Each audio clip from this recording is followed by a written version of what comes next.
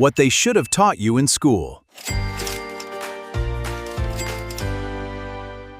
You log into your bank app, see your credit card bill, and hit the button to pay the minimum due.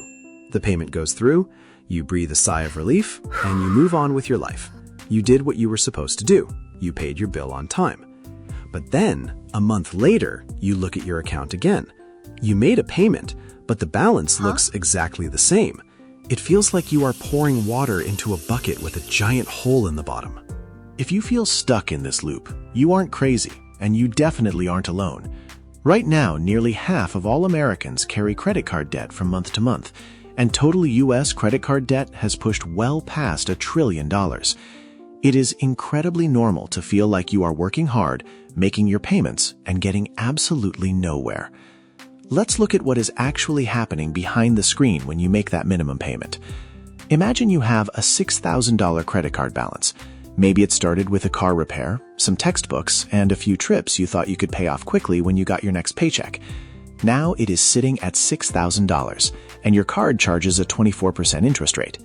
Your credit card company tells you that your minimum payment this month is $180. That sounds manageable. You send them the $180.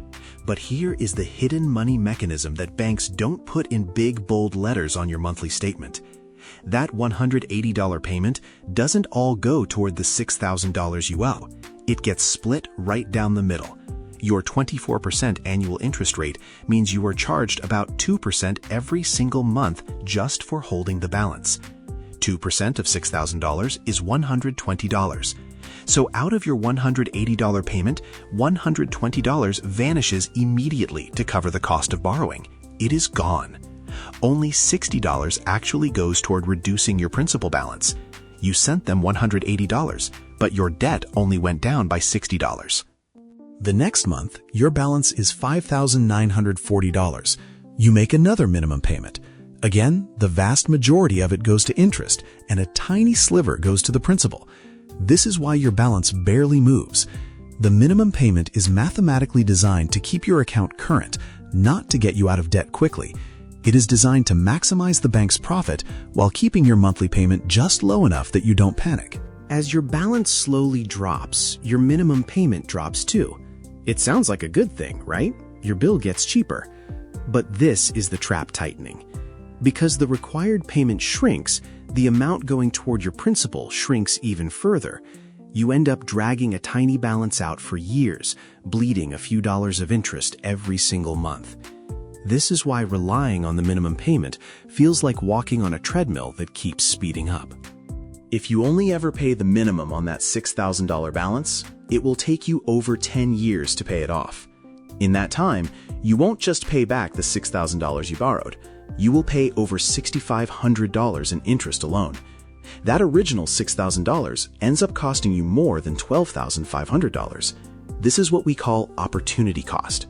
That is $6,500 of your future income that you can't use for a vacation, an apartment deposit, or investing because it has already been promised to the credit card company. But watch what happens when we change one small variable.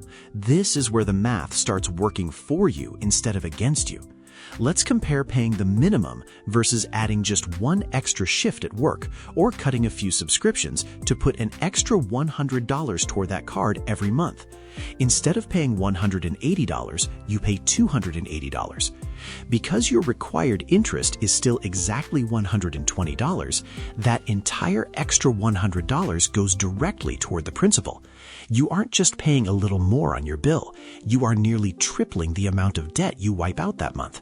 By adding just $100 extra a month, you don't pay it off in 10 years. You pay it off in just over 2 years, and you save more than $4,500 in interest. When you clear this balance, you immediately improve your debt-to-income ratio and increase your monthly liquidity. That just means you actually get to keep the money you earn. But you don't have to guess how this works for your own situation. To get out of this trap, you just need to see the timeline.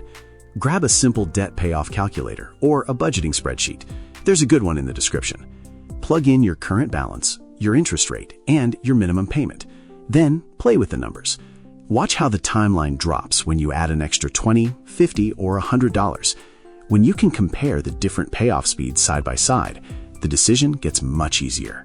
Once the payoff date is visible, making extra payments stops feeling random. It becomes a target. You stop throwing money into a dark hole and start buying back your future income. A good debt payoff tool turns a stressful pile of balances into a clear step-by-step plan. You aren't broke and you aren't stuck. You just needed to see the math underneath the minimum payment. Now that you see it, you know exactly how to beat it.